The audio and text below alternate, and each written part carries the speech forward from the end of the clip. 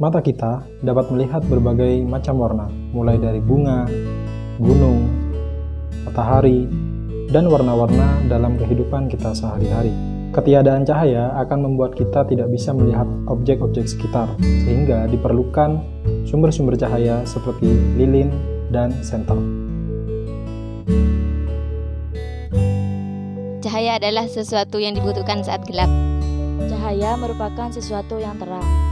Cahaya merupakan sesuatu yang terang. Cahaya merupakan sesuatu yang terang. Cahaya merupakan bagian dari gelombang elektromagnetik yang dapat terdeteksi oleh mata manusia. Cahaya memiliki beberapa sifat. Cahaya adalah bersifat transparan. Cahaya bergerak lurus.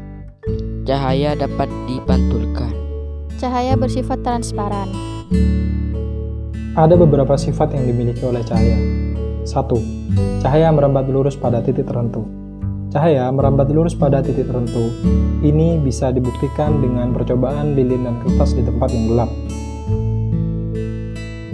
Dari lubang kertas, kita melihat cahaya pada lilin tersebut. Apabila tidak melihat dari lubang tersebut, maka cahaya lilin tidak dapat terlihat. 2. Cahaya dapat dipantulkan. Cahaya dapat dipantulkan ketika menyentuh suatu bidang, dapat berupa pantulan baur maupun pantulan teratur. Pantulan teratur terjadi apabila cahaya dipantulkan pada bidang datar, misalnya cermin datar. Sementara pantulan baur terjadi apabila cahaya dipantulkan pada bidang yang tidak rata.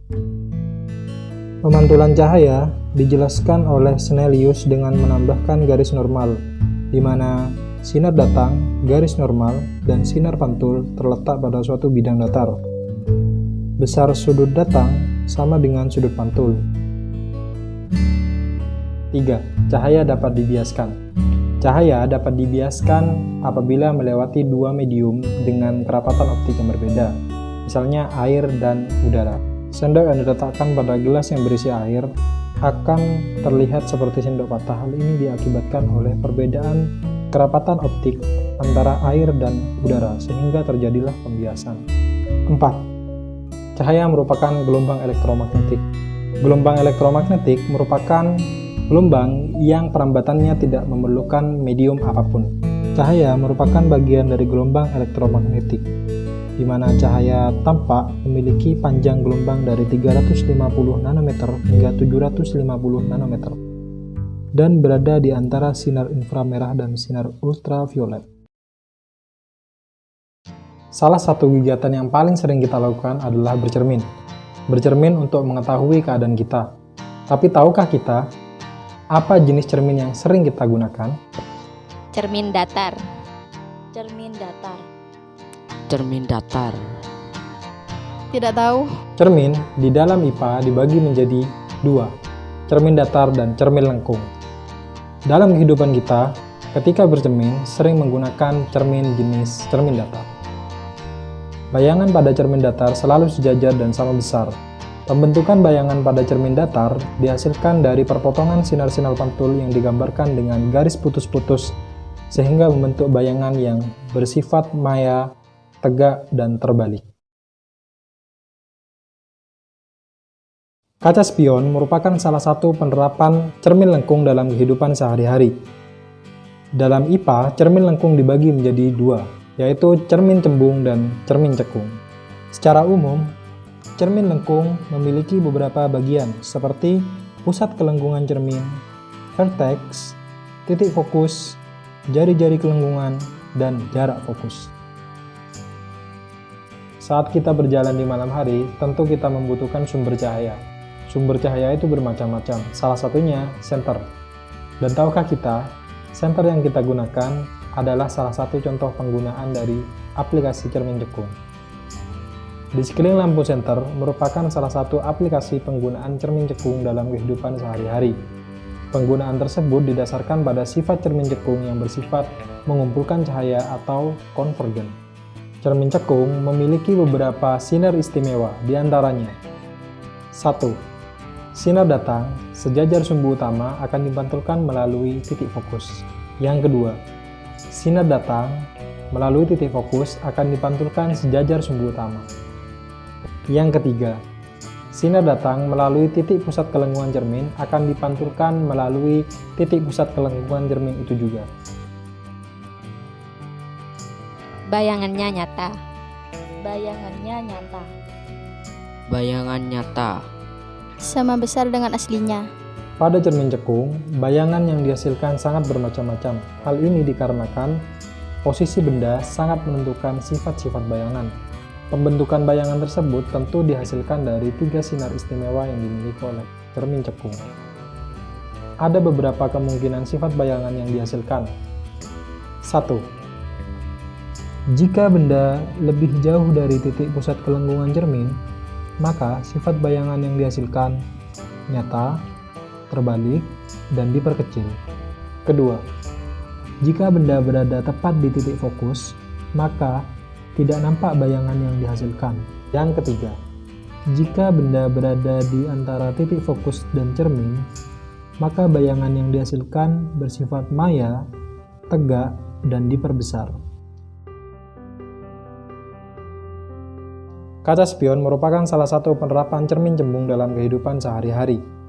Cermin cembung atau kaca spion memiliki sifat menyebarkan cahaya atau divergen.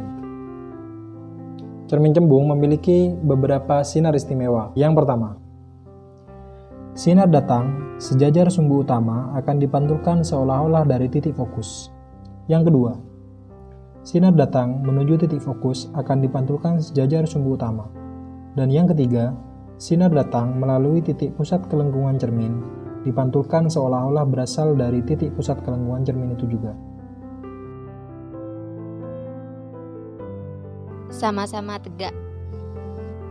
Bayangannya lebih kecil. Sama-sama tegak. Tidak tahu? Pembentukan bayangan pada cermin cembung tergantung pada sinar istimewa yang dimiliki.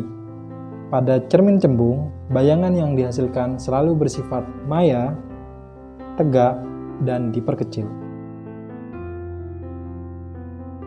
F sama dengan S plus X aksen. F sama dengan 1/S. F sama dengan 1/S. 1/F sama dengan 1/S. Persamaan cermin cembung dan cermin cekung adalah 1/F sama dengan 1/S plus 1/S aksen, di mana F sama dengan titik fokus, S sama dengan jarak benda ke cermin, dan S aksen sama dengan jarak bayangan ke cermin. Sementara perbesaran sama dengan nilai mutlak S aksen dibagi dengan S, di mana S aksen sama dengan jarak bayangan ke cermin, dan S sama dengan jarak benda ke cermin. Perbedaan cermin cembung dan cermin cekung terletak pada jari-jari kelengkungan dan titik fokus, di mana jari-jari kelengkungan dan titik fokus pada cermin cembung selalu bernilai negatif, sementara pada cermin cekung, jari-jari kelengkungan dan titik fokus bernilai positif. Kaca membesar merupakan salah satu penggunaan aplikasi dari lensa dalam kehidupan sehari-hari, di mana penggunaan tersebut bertujuan untuk menghasilkan bayangan benda yang jauh lebih besar. Secara umum, lensa dibagi menjadi dua, yaitu lensa cembung dan lensa cekung. Lensa cekung secara visual digambarkan dengan sebuah kaca dengan cekungan di kedua sisinya. Berdasarkan hukum pembiasan cahaya, sinar istimewa pada lensa cekung dibagi menjadi 3. 1. Sinar datang sejajar sumbu utama lensa, seolah-olah dibiaskan dari titik fokus aktif atau f1 di depan lensa. Yang kedua, sinar datang seolah-olah menuju titik fokus pasif atau f2 akan dibiaskan sejajar sumbu utama. Yang ketiga, sinar datang melalui pusat optik lensa atau titik O akan diteruskan tanpa melalui pembiasan.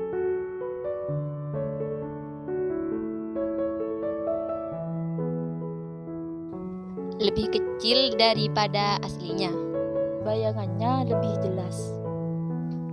Terbalik. Bayangannya lebih jelas. Pembentukan bayangan pada lensa cekung selalu didasarkan pada sinar-sinar istimewa yang dimiliki, di mana bayangan yang dihasilkan pada lensa cekung selalu bersifat maya, tegak, dan diperkecil. Lensa cembung secara visual digambarkan dengan kaca berbentuk cembung pada kedua sisinya. Berdasarkan hukum pembiasan cahaya, sinar istimewa pada lensa cembung dibagi menjadi 3. Yang pertama, sinar datang sejajar sumbu utama akan dibiaskan seolah-olah menuju titik fokus aktif atau f1 di belakang lensa.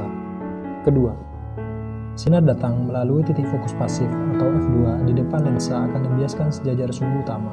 Ketiga, sinar datang menuju titik pusat optik lensa akan diteruskan tanpa melalui pembiasan.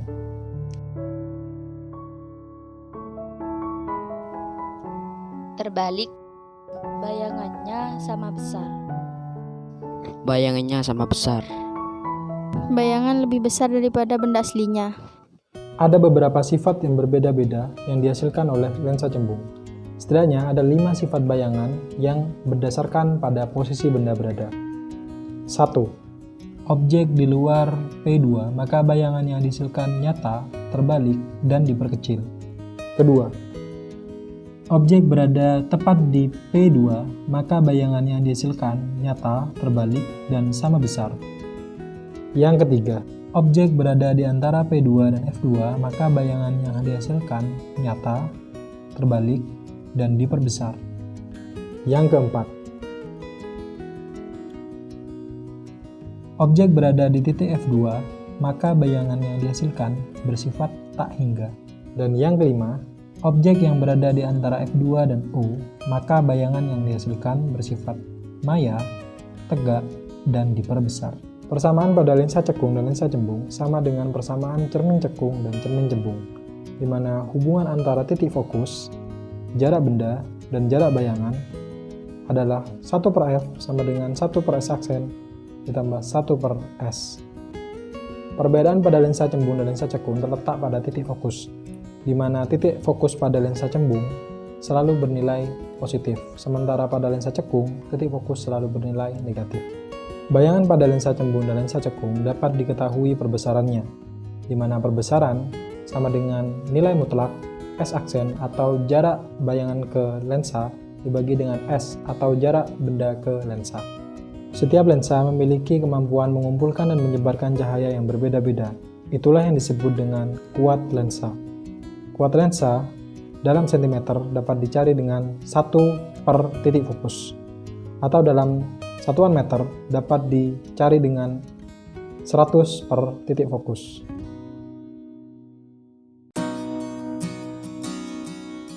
retina, Putih mata. Putih mata kornea. Putih mata dan pupil. Manusia memiliki kemampuan dalam melihat dikarenakan adanya 2 faktor, yaitu cahaya dan mata. Mata manusia tersusun atas beberapa struktur dan fungsi yang berbeda-beda. Setidaknya ada 5 bagian mata yang dapat membantu manusia dalam melihat. Yang pertama, kornea. Kornea merupakan bagian terluar dari mata yang melapisi sklera atau putih mata. Fungsi utama kornea adalah mengantarkan cahaya menuju ke lensa mata. Yang kedua, iris. Iris merupakan bagian tengah bola mata manusia yang berwarna bening. Iris terdiri atas otot ciliaris, radialis, dan jaringan ikat. Fungsi utama iris sebagai pengatur besar kecilnya pupil berdasarkan besar kecilnya intensitas cahaya. Yang ketiga, pupil. Pupil merupakan bagian tengah bola mata manusia yang terletak pada iris. Pupil berbentuk bulat yang dipengaruhi oleh besar kecilnya intensitas cahaya dan iris. Semakin besar intensitas cahaya, maka iris akan semakin menyempit, sehingga ukuran dari pupil akan semakin kecil. Yang keempat, lensa. Lensa merupakan bagian mata yang tepat berada di belakang pupil. Fungsi utama lensa adalah untuk membiaskan cahaya tepat pada retina.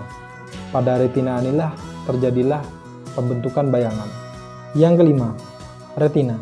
Retina merupakan struktur terdalam dari sistem penglihatan manusia. Retina terdiri dari beberapa lapisan. Lapisan terpigmentasi yang berfungsi untuk mencegah terjadinya pemantulan cahaya internal. Lapisan saraf optikal yang berfungsi untuk mengantarkan rangsangan baik dari dan ke otak.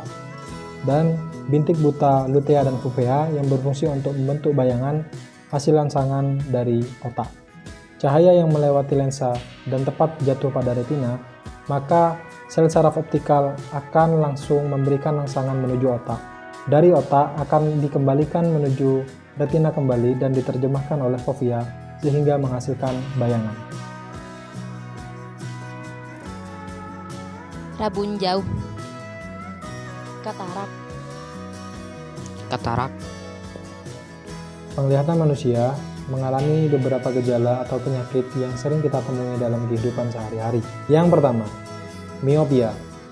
Miopia atau rabun jauh merupakan keadaan di mana cahaya yang dibiaskan oleh lensa mata jatuh di depan retina, sehingga retina tidak dapat menangkap bayangan dengan jelas. Kondisi ini ditandai dengan seseorang yang tidak dapat melihat benda-benda yang berjarak jauh. Penderita miopia dapat diatasi dengan adanya kacamata berlensa negatif atau lensa cekung. Hal ini dikarenakan lensa cekung berfungsi untuk menyebarkan cahaya sehingga jatuh tepat di retina. Dengan begitu, retina dapat menangkap bayangan dari suatu objek.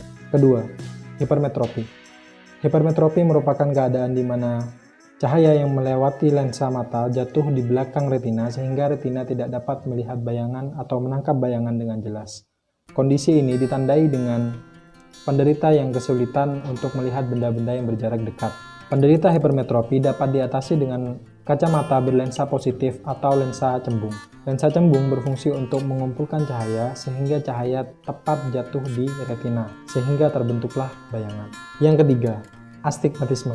Astigmatisme merupakan keadaan di mana cahaya yang membias melalui lensa lebih dari satu titik fokus, sehingga retina tidak dapat menangkap bayangan dengan jelas. Kondisi ini ditandai dengan penderita yang kesulitan melihat benda-benda yang berjarak dekat maupun jarak jauh. Penderita astigmatisme akan dapat diatasi dengan bantuan kacamata berlensa silindris. Lensa silindris sendiri dapat menyatukan fokus cahaya hingga tepat berada di retina, sehingga penderita dapat melihat bayangan dengan jelas kembali. Yang keempat, presbiopi. Presbiopi merupakan keadaan di mana penglihatan seseorang sudah mulai menurun diakibatkan oleh adanya faktor usia. Faktor usia yang semakin bertambah akan menurunkan kualitas penglihatan seseorang. Penderita presbiopi dapat diatasi dengan bantuan kacamata monofaktoral, bifokal, dan trifokal, serta multifokal. Yang kelima, buta warna. Buta warna merupakan keadaan di mana sel-sel kerucut pada mata tidak mampu menangkap warna-warna tertentu. Kelainan ini bersifat genetik atau menurun. Ada buta warna total dan ada buta warna sebagian. Buta warna total merupakan keadaan di mana penderita hanya mampu melihat warna hitam dan warna putih. Sedangkan buta warna sebagian merupakan keadaan di mana penderita tidak mampu melihat warna-warna tertentu. Lalat, belalang, kumbang, atau serangga mempunyai cara melihat suatu benda dengan cara yang sangat berbeda dengan manusia. Apabila manusia hanya memiliki 2 buah mata untuk melihat, serangga memiliki banyak sekali mata untuk melihat, sehingga mata serangga disebut dengan mata majemuk.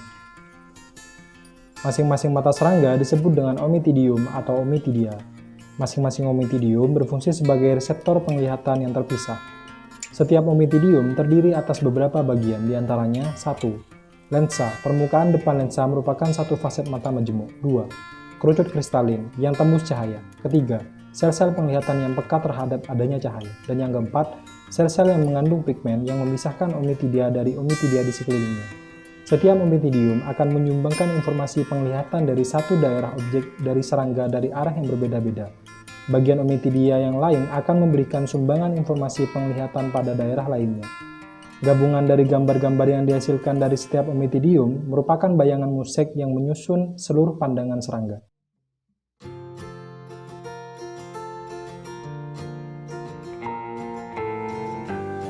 Teropong, mikroskop, kaca pembesar, sendok, dan cermin. Teropong kamera. Yang pertama, kamera. Apakah kita pernah mengambil gambar teman atau orang-orang terdekat dengan menggunakan kamera? Pernahkah kita berpikir tentang bagaimana proses pembentukan bayangan pada kamera? Pada saat kita mengambil gambar suatu benda dengan sebuah kamera, cahaya dipantulkan dari benda tersebut dan masuk ke lensa kamera. Kamera memiliki diafragma dan pengatur cahaya atau shutter untuk mengatur jumlah cahaya yang masuk ke dalam lensa. Dengan jumlah cahaya yang tepat, akan diperoleh foto atau gambar yang jelas. Sementara untuk memperoleh foto yang tajam dan tidak kabur, perlu mengatur fokus lensa. Cahaya yang melalui lensa kamera memfokuskan bayangan benda pada film foto. Bayangannya nyata, terbalik, dan lebih kecil dari benda aslinya. Ukuran bayangan tersebut bergantung pada panjang fokus lensa cembung dan jarak lensa pada film tersebut. Yang kedua, kaca pembesar. Sebuah kaca pembesar memungkinkan kita untuk menempatkan objek lebih dekat ke mata kita, sehingga objek tampak terlihat lebih besar. Bayangan pada kaca pembesar bergantung pada ukuran bayangan objek pada retina. Ukuran bayangan bergantung pada sudut pandang mata yang berhadapan dengan objeknya. Yang ketiga, mikroskop. Jika kita ingin melihat sel dan jaringan pada hewan, tumbuhan, dan mikroorganisme, kita tentu menggunakan alat yang disebut dengan mikroskop. Tapi tahukah kita bagaimana prinsip kerja mikroskop? Mikroskop memiliki dua lensa utama, yaitu lensa objektif dan lensa okuler. Lensa okuler adalah lensa yang posisinya dekat dengan mata pengamat. Sementara lensa objektif adalah lensa yang posisinya dekat dengan objek atau benda yang sedang diamati. Baik lensa okuler maupun lensa objektif merupakan lensa cembung yang memiliki fokus yang berbeda. Benda yang diamati ditempatkan pada sebuah kaca objek dan disinari dari bawah. Cahaya melalui lensa objektif dan membentuk bayangan nyata dan diperbesar. Bayangan itu diperbesar sebab benda itu terletak di antara 1 dan 2 jarak fokus lensa objektif. Selanjutnya, bayangan nyata diperbesar lagi oleh lensa okuler untuk menghasilkan bayangan maya dan diperbesar. Susunan lensa seperti ini memungkinkan menghasilkan bayangan ratusan kali lebih dari objek aslinya. Yang keempat, teleskop. Kita tentunya pernah melihat bulan pada malam hari. Apakah kita dapat melihat secara jelas permukaan bulan dengan menggunakan mata telanjang? Tentu tidak. Dengan menggunakan sebuah teleskop, kita dapat melihat kawah dan ciri-ciri lain di permukaan bulan dengan jelas. Teleskop adalah alat optik yang dapat membuat benda-benda yang berada pada tempat yang jauh menjadi lebih dekat. Teleskop dirancang untuk mengumpulkan cahaya dari benda-benda yang jauh.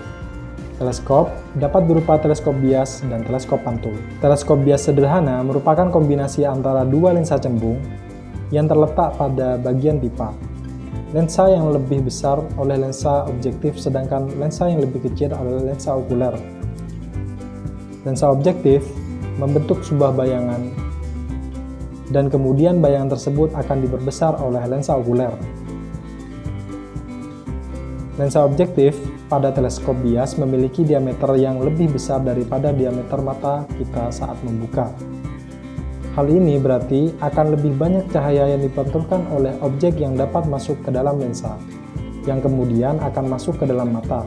Dengan demikian, bayangan yang terbentuk oleh lensa objektif akan lebih jelas daripada bayangan yang terbentuk oleh mata.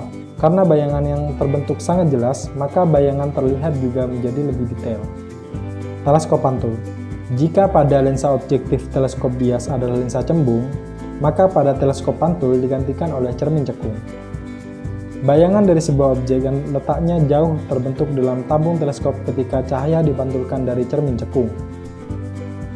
Cahaya dipantulkan objek yang jauh memasuki salah satu ujung tabung dan ditangkap oleh cermin lain pada ujung yang lain. Cahaya ini dipantulkan dari cermin cekung ke cermin datar yang ada dalam tabung. Cermin datar kemudian memantulkan cahaya ke lensa okuler yang berfungsi memperbesar gambar.